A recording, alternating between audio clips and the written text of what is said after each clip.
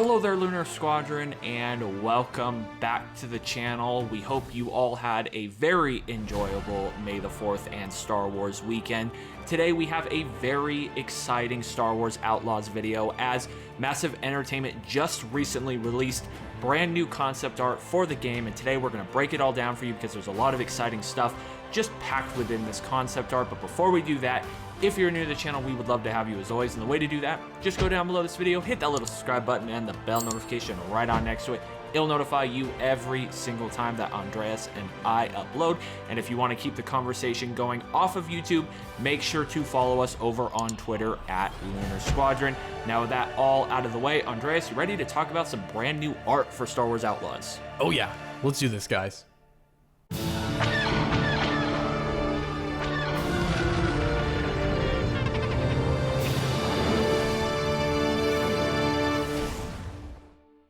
To our surprise, this week we got some really great concept art for Star Wars Outlaws, and while it might not seem like much on its face, Nick, there's actually a lot of really cool details here that if we peel back the layers and start to squint at things, look in the corners, we can start to see some really cool new stuff within these concept shots, right? Yeah, definitely, and it makes me excited about what is within this concept art for the potential of certain features to be in this game. And where I want to start is with this brand new Akiva Street shot. This is very similar to the shot we got of the Akiva Market in the most recent gameplay trailer, the story trailer. And what I really am taking away from this shot in particular, there's not a whole lot there, but what I'm taking away is just all of the biodiversity in this shot. You know, you see we got Kowakian monkey lizards on the left, we have an Aqualish, we have a Weequay, we have a pit droid. I know a pit droid is a droid and not bio, but a pit droid is there. We have humans, we have a Twi'lek. Like, there is a ton of biodiversity in this street, and that gets me really excited for the potential of the cities in this game, because, you know, they talk about how they wanted more dense experiences when it comes to the cities in this game. Not these wide sprawling cities, but just very contained with a lot of stuff to do. And one thing I'm really hoping for is there's a lot of diversity in these NPC and characters throughout these streets, because that will make it feel more like Star Wars. The other thing that gets me really excited about this concept art shot, Andreas, is if you take a look in the background, you can actually see one of the Kowakian monkey lizards. He's like screwing around with the Imperial officer. It looks like he stole his hat, and the Imperial officer is really mad. And I know, again, this is just concept art. You're going to hear us say this a lot, that this may not end up in the game. It might end up in the game. It's just concept art. But if you believe in intent behind concept art, what got me excited about this was I hope that there are interactions like this in this game with the NPCs that make these cities and these characters feel alive. Like, will there be an interaction when you're walking through the streets of Akiva where there is an Imperial group walking through, and then like an Kowakian monkey lizard comes out of nowhere and steals his hat, laughs and runs off with it, and they get all mad and like it distracts them. Like, I hope for interactions like this. It will just really help sell this game's immersion to the player. That's right, Nick. And of course, this is concept art, and so we do have to take it with a grain of salt, and that's going to be a theme running throughout all of the concept art that we're looking at today. But you bring up a really great point. We've talked a lot about diversity in terms of life forms and even droids included in these areas. But Nick, a thing that we haven't talked about are these random interactions that can happen with the environment. And I think there's a lot of room there in the actual gameplay. And to that effect, Nick, you bring up those Kowakian monkey lizards, and we saw the Kowakian monkey lizards in engine in one of the screenshots that was released earlier, the screenshot which they call traverse exotic locations. It was this shot here of Kay on her speeder, and you can see a couple of Kowakian monkey lizards chilling near this stream or river that she's traversing her speeder across. One of the details that I noticed immediately was the fact that wildlife is just going to be chilling there out when you are traversing these exotic locations. But now I'm wondering, to your point, will the wildlife be interacting with other NPCs? How alive is this world going to feel? Nick, that's a great idea that you bring up with this concept art. It would be cool if something like this were to occur while you are out and about. It would make the world feel a lot more lived in and really play up a lively open world for this universe that they're trying to create. Yeah, it definitely would, and it's something that we saw on Kobo in Jedi Survivor, for example, where these creatures and NPCs would randomly interact with each other on Kobo, and it just helped sell the immersion and make the world feel more alive, and I hope we see that in the streets of this game. Now, the next shot, I want to go to is this one of what they are calling a Toshara Vista. And it appears that Kay is standing in, I believe this is the Trailblazer. Of course, it could be another building or like a hangar, but this looks like the back of the Trailblazer. So it appears that that ship has like a drop down ramp at the back, and this area looks kind of like a cargo storage area, perhaps like a workbench area. There's not a whole lot to get from this, but what excites me is that if this is the Trailblazer and there is this cargo area and you can explore your ship and there is that workbench area, perhaps this could be where, like in Jedi Survivor, you could go to the back of your ship, there's a workbench, you could work on your blaster, or perhaps this is where you can upgrade your speeder. We see the speeder standing right there next to Kay, so perhaps this is where we can work on things and our gear in this game if this turns out to be in the game itself.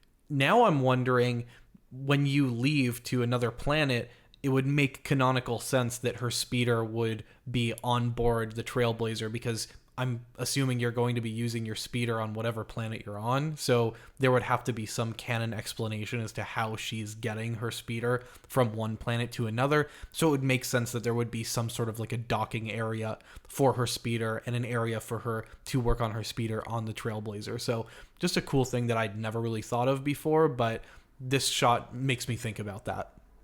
Yeah, definitely. Really just a nice, cool shot. Not a lot to take from it, but just some fun stuff to speculate about. Now, the next one I want to focus on is the most important one of this release from Massive Entertainment, at least the most exciting one for us, and that is this one of the Trailblazer in Toshara orbit. And what's so exciting about this, Andreas, is there's a lot of High Republic elements in this shot. If you take a look down there on the left, you will see a Class A modular freight transport. Of course, this is the exact same ship as the Legacy Run, which was destroyed during the Great Hyperspace Disaster. And this ship was really good at carrying various different types of cargo. There could be all kinds of stuff carried by these ships.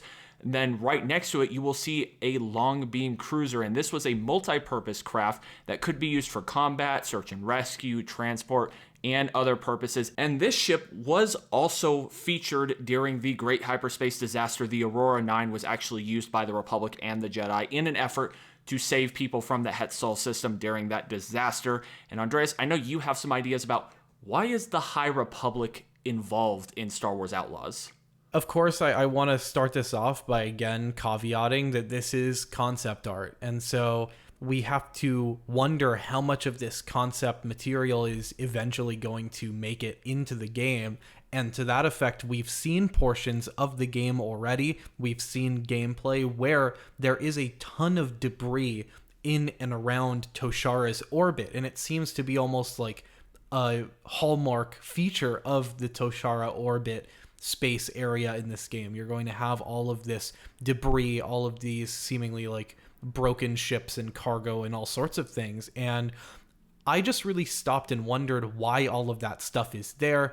And it does seem like there would be a pretty cool canon in-universe explanation as to why there is all of this debris and cargo floating around Toshara's orbit. And to me, this concept art is honestly a bit too obvious to be coincidental for me. As you can see in this shot, you have the long beam cruiser right next to a Class A modular freight transport, which, like you said, Nick, that's the exact same ship as the Legacy Run. If you didn't know, that ship comes from a concept shot of the Ervana, which is the ship that Han Solo and Chewbacca are on. They're smuggling the Rathtars in Episode 7, but that's neither here nor there. I think it's just super coincidental that both of these ships that were involved in the Great Hyperspace Disaster would be in this shot. And it makes sense canonically because the Great Hyperspace Disaster caused these things called emergences in the universe, which were these pieces of the Legacy Run that were scattered all across the Outer Rim. And I want to point to this quote from the Eye of the Nile, Marchand Rowe, where it says, "It didn't stop here either. Pieces of that ship have been popping up out of hyperspace all over the Outer Rim. They're calling them emergences." Of course, he's referring here to the Legacy Run as that ship, so it would make perfect sense if the Legacy Run, or at least pieces of the Legacy Run, would be scattered across Toshara's orbit, Toshara being in the Outer Rim, like all of the planets that they've selected for Star Wars Outlaws. This is an Outer Rim, seedy underbelly simulator of a game. And Nick, one question that I want to pose to you is, how much do you think Massive is going to play into the history of this world and really amp up giving you a feel for how this world is lived in, that there has actually been a past here, and that significant events like the Great Hyperspace Disaster may have impacted parts of this Star Wars universe that they're trying to flesh out in this game?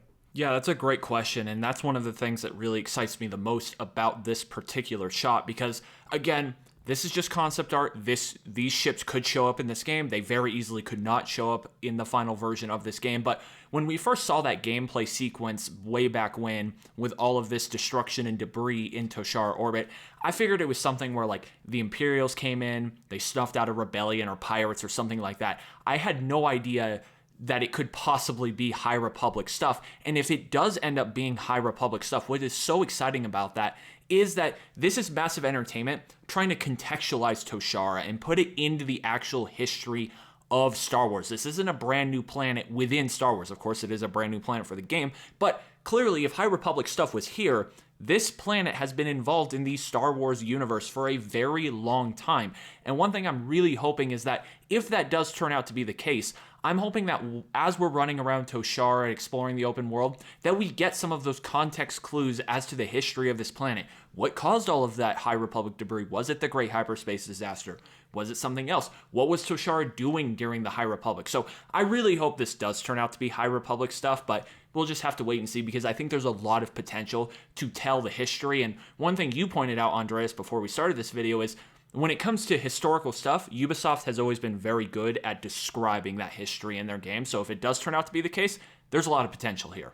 Yeah, I'm really glad you bring that up, Nick, because one of my favorite aspects of the Assassin's Creed series, for example, is that it promotes this sort of historical tourism where it takes you to different areas. I think back to Assassin's Creed 2, you get a real feeling of what it's like to be in Renaissance time Florence, and then leading all the way up to Assassin's Creed Mirage.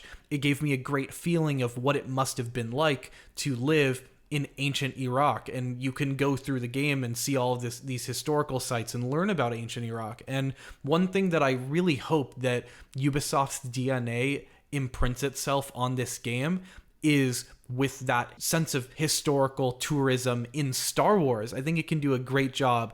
And we've heard of the phrase intergalactic tourism, I believe, thrown around with this game. I think they could really take some things from Assassin's Creed in that respect and imbue it into this game, because I would love to learn more about Star Wars through the lens of this game with things such as that. Yeah, a lot of really cool potential. Now, the last thing I want to focus in on from this particular shot is in the background, you will actually see an Imperial dockyard, which is incredibly exciting because that is a space station technically, and they've been talking about, you'd be able to visit space stations and stuff like that. I wonder if this is perhaps a main mission segment or if this is one of those open world segments they've been talking about, because it looks like the Trailblazer is headed right for that dockyard. And a little cool detail, it's kind of hard to see about this, but I just noticed it when I was zooming in looking for details, is there's actually a Zeta class heavy cargo shuttle that is headed for that dockyard. Of course, this ship was made famous in Star Wars Rogue One, and these were the shuttles that were instrumental in carrying kyber crystals during the construction of the Death Star. And then if you look down below, there was just TIE fighters. But between the Imperial dockyard and then the Zeta class heavy cargo shuttle, a lot of Rogue One references in this shot here, Andreas. Yeah, and this Imperial dockyard and this concept art talk about things that we wonder what's going to carry over from concept to the actual final product here. We did see what looked to be an Imperial dockyard in Toshara orbit in that gameplay demonstration. It looked very similar to this Imperial dockyard that you can see in the concept shot. And one thing that I always wondered looking at that one was, it looks like there are open hangar bays in that Imperial dockyard or in that ship, whatever that may be. And I'm wondering, can you fly into those hangar bays and explore this ship? Is it going to be an actual asset in game that you can go in, explore?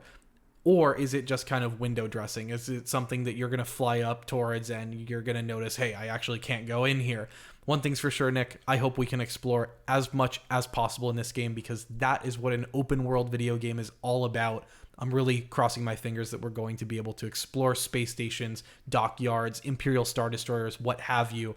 And man, if there are Imperial dockyards in this game, the scale of those would have to be massive, because I believe there's about 1 to 3 Imperial Star Destroyers that should be able to dock to those things. So those should be absolutely massive. Can't wait to explore them if they're in the game. Yeah, definitely, guys. If a lot of this stuff is able to be translated into the game out of this concept art, there is a lot of exciting potential for at least the open world when it comes to Star Wars Outlaws. So let us know your thoughts down below in the comments on all of this brand new concept art, all of the details that we pointed out and broke down, and also throw a little change up in this video's question. Let us know what you did to celebrate May the 4th under us. I know you went and saw episode 1 in theaters. I had a little prequel marathon. We had a great time. Let us know what you did to celebrate Star Wars Day or Star Wars weekend. Thankfully, this one fell on a weekend this year. Also, if you want to take the conversation beyond just YouTube and Twitter even, we also have a Discord server. Link to that will be down below in the description. We would love to see you there. Anyway, guys, that is going to do it for us for this one. Thank you all so much for watching, and as always, we will see you all next time.